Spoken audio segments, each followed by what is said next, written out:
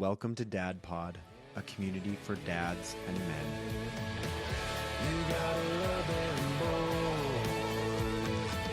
I'm hanging with my boys. Just me and my boys.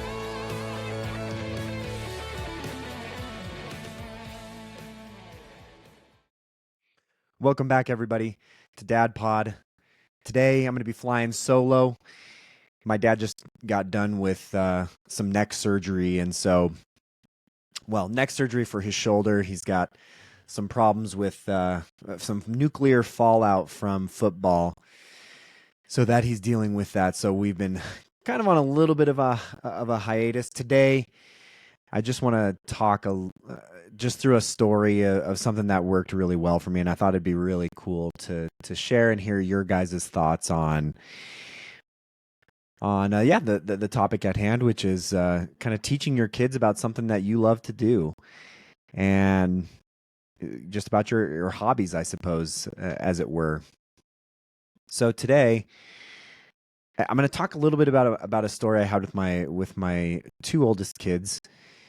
They're respectively 4 and 2, so in fact, I'd just gotten home from work, and I had eaten dinner, and now we were getting ready for some playtime, which is normally what we do after we have dinner, and I get them for about an hour to an hour and a half before we really start getting into bedtime, and we take our walk and stuff. So my son was ready for us to go outside, and we were ready to jump around on the trampoline, and it'd been on my mind recently that the 4-year-olds can really learn a lot more than we give them credit for. And they're just sponges. They can soak everything up and regurgitate information. I've seen from previous episodes where the kid happens to remember the bad, the good and the bad things that I say. And so I was like, I'm going to take this opportunity to teach him about one of my favorite things, which is about space. I'm a huge, I love astronomy and everything that has to do with space, black holes, stars, life of stars. I wish I was better at math to be able to combat, be able to speak intelligently to some of those things and be able to calculate, but not my field of expertise necessarily, but I can certainly appreciate the stars. So anyway, I was going to take this time to talk to my oldest, to Simon, about the universe and about our solar system. And so we decided to teach a little bit about the sun. So I'll tell you a little bit of how it started. So he came and asked me if we can go jump on the trampoline. So we jumped around on the trampoline for a little bit. And then I said, Simon, do you want to know something really cool? And he got all excited, right? And I decided I was just going to try to be as excited as possible, just to kind of run an A/B test and transferring emotions. And he got really excited he didn't even know what he was excited about yet. And I said, Simon, you want to learn about something that's really cool that I really love? And he got really excited. He's like, yeah, of course I do. I want to see what you're gonna, he's like, yeah. And so I said, cool, I'm gonna teach you about space. And we've talked about space before, so he knew we meant the things in the sky. And so we started, and I said, I'm going to show you something really cool. And so we talked about the sun and the moon just right at first. I said, the sun gives light, and it starts to turn darker, like right now, because it was starting to get closer to when the sun was going down. And I said, do you know what happens when it goes from day to night? Do you know why we say that the sun goes to sleep? Well, here's what actually happens. And so I took my flashlight, and I took a little tennis ball that he had, and I started to show the shadow. Once I made it really dark in his room, we were fortunate enough to have blackout curtains, and so the blinds as well as the curtain, and so it gets really dark in my daughter's room. And so I held the flashlight up, and I turned I was rotating the ball, and I think I even made a little Sharpie mark to show where we were. And I started to rotate the ball, and I taught him about night and day and how the half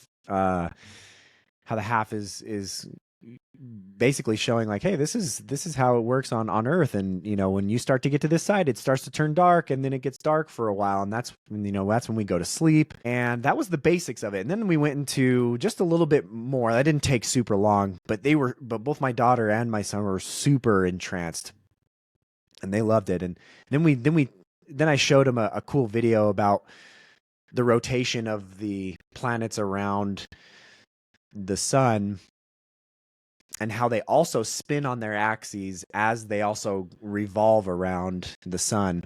And so we did a little diagram, or not a diagram, a life size one, where I was the sun and I'm standing in the middle, and then my wife and my daughter and my son were spinning as they were also revolving around me. So I kind of cemented that, and then we had an absolute blast. And now to this day, my son likes to name off, Mercury, Venus, Earth, Mars, Jupiter, Saturn, Uranus, and Neptune. And they picked out their favorite planets. Simon loves Mars, or not Simon. My daughter loves Mars because it's the closest one to pink, and so she absolutely loves that. And then my son loves Earth because he likes the color blue. And so even though I've told him about Neptune and Uranus, how they're also blue, but I'll post a picture of this because we we kept using more diagrams. So the more that I went into the diagrams, he started creating his own solar systems with soccer balls and footballs. And we even went back outside the next day and used our trampoline. We have an in-ground trampoline. He used the in-ground trampoline to say that was the sun, and then he put his football and in fact the different colored ones that actually match really closely to the colors of the planets. He made the diagram, and I'll post the picture so you guys can see how cool it is. So he created it and named all the planets in the right order, and he put them all out there. It was such a cool experience. And the reason why I'm going to talk about it right now is this is something that I'm going to be trying because it worked really well for us. And I'm not saying that this is, again, I'm not trying to preach and say that I'm really cool.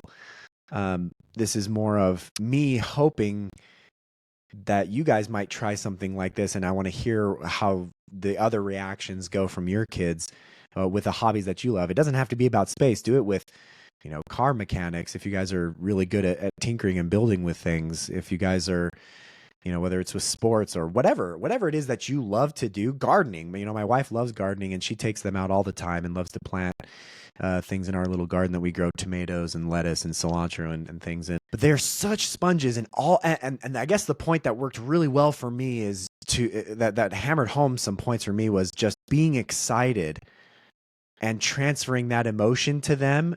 He wanted to do something completely different. But if you transfer that emotion, again, the thing that I started out with was just being super excited. Simon, do you want to learn about space? I'm so excited to tell you about this. And he just lit up, and he just was wanting to follow me. Yeah, let's go. And then it became something that we did, and he loves to this day. He loves naming off the planets, and he loves talking about them. He talks about how Jupiter's the biggest one, and Saturn's got the rings, and Earth is where we live. And he absolutely loves it, and he'll talk about it with me to this day. Brings it up randomly, and so it's easy to remember. It's easy to forget. Sorry, it's not easy to remember. It's easy to forget that they are exploring things new for the first time. This is some of their first experiences, and it may be the 1,000th time that you've done it. But if you can revive that and dig deep and pull out that emotion for learning something new because it's new to them, it's going to absolutely shape how they look at learning new things and building new habits and new skills. But it requires us to dig deep, and even though we might be tired and hungry and had a hard day at work, if you can find a way to leave that behind and get excited about the hobbies that you want to talk about with them and learning new things, it absolutely goes a long way. And that's what I wanted to talk about today, was just how that worked for me.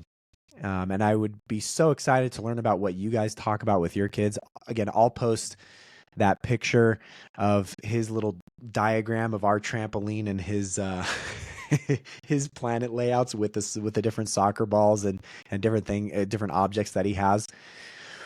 And yeah, and then let me know what you guys think. But just a quick short story about something that's worked really well for me, and I'd be curious to get other ideas from you guys on things like that I might be able to implement as well.